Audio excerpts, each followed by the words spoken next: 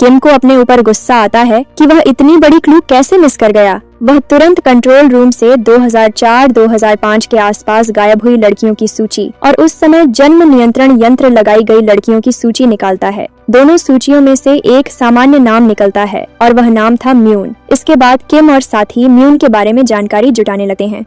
एक समय उन्हें पता चलता है कि मृत्यु से कुछ दिन पहले म्यून के पास एक नंबर से बार बार कॉल आता था। उस नंबर का विवरण निकालने पर पता चलता है कि वह नंबर तैयरे की बहन के नाम से रजिस्टर्ड है। किम यह सुनकर बहुत आश्चर्यचकित होता है। वह सबसे पहले म्यून के घर का पता निकालकर वहां जाकर पूछताछ करता है। वह जानना चाहता था कि तैयरे और म्यून के बीच क्या संबंध था। वहां जाकर उसे म्यून की माँ और उसके एकमात्र बेटे से मुलाकात होती है। उनसे किम को पता चलता है कि तैयरे और म्यून के बीच प्यार का रिश्ता था। म्यून के पति से तलाक होने के बाद वह तैयरे के साथ संबंध में आई थी, लेकिन इस बात को म्यून का बेटा कभी पसंद नहीं करता था। दूसरी ओर तैयरे के व्यवहार में भी दिन ब दिन बहुत बदलाव आने लगे थे। एक दिन जब म्यून को तैयरे के अनैतिक कार्यों के बारे में पता चला तो वह अब यह रिश्ता जारी रखना नहीं चाहती थी। इस पर तैयरे गुस्से में आकर उसे मार देता है और उसकी लाश को 2 टुकड़ों में काटकर आधा कब्रिस्तान में दफन कर देता है और बाकी आधा नदी में बहा देता है। चूँकि म्यून का बेटा उस वक्त बहुत छोटा था, इसलिए म्यून की माँ डर के कारण पुलिस के सामने यह बात स्वीकार नहीं कर पाई। वह नहीं चाहती थी कि उसका पोता इस झंझट में फंसे। यह सब जानने के बाद किम अब तैयरे की बहन से मिलने जाता है, लेकिन किम को पता नहीं था कि वहाँ भी उसके लिए एक सरप्राइज इंतजार कर रहा है। तैयरे की बहन पहले सब कुछ नकार देती है। तब किम उसे भरोसा देता है कि ये सब घटनाएं बहुत पुरानी हो चुकी हैं, इसलिए इस जानकारी के आधार पर तैयरे की बहन के खिलाफ कोई कार्रवाई नहीं की जा सकती। यह सुनकर लड़की सब कुछ स्वीकार कर लेती है।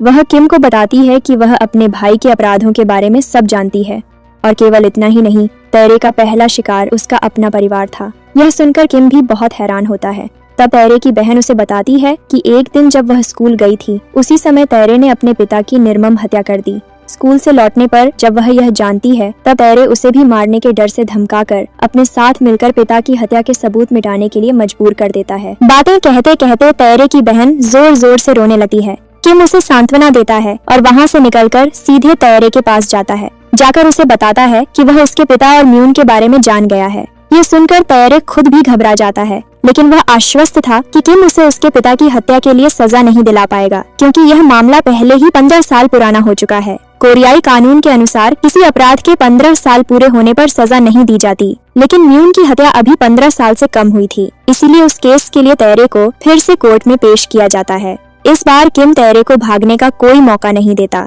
वह उस बिल्डिंग में हत्या की जांच करते समय एक महिला को देखता है, जिसने उस दिन तैयरे को लेदर की जैकेट पहने देखा था। उस महिला को उसकी जैकेट बहुत पसंद आई थी, इसलिए वह तैयरे को अच्छे से याद करती है। वह महिला कोर्ट में आती है और तैयरे और उसकी जैकेट की पहचान कराती है। साथ ही म्यून के बेटे को भी कोर्ट में बुलाया जाता है। वह आकर पुष्टि करता है कि उसके माँ और तैयरे के बीच संबंध था और यही तैयरे ने उसकी माँ म्यून की हत्या की है। इसके बाद दोनों मामलों के सबूतों के आधार पर तैयरे को उम्र कैद की सजा सुनाई जाती है और किम को उसकी नौकरी वापस मिलती है। सिर्फ इतना ही नहीं, उसकी बहादुरी और धैर्य के लिए उसे विशेष पुरस्कार और प्रमोशन भी मिलता है। लेकिन इतना सब कुछ होने के बाद भी किम नहीं रुकता। वह अभी भी ओजीही नाम की उस लड़की की तलाश कर रहा है। दूसरी ओर तैयरे पूरी उम्मीद खोकर पागल जैसा हो जाता है और एक समय मानसिक यातना सहन न कर पाने के कारण जेल में ही आत्महत्या कर लेता है। और इस तरह एक खतरनाक साइकोपैथ सीरियल किलर की जीवन कहानी समाप्त होती है।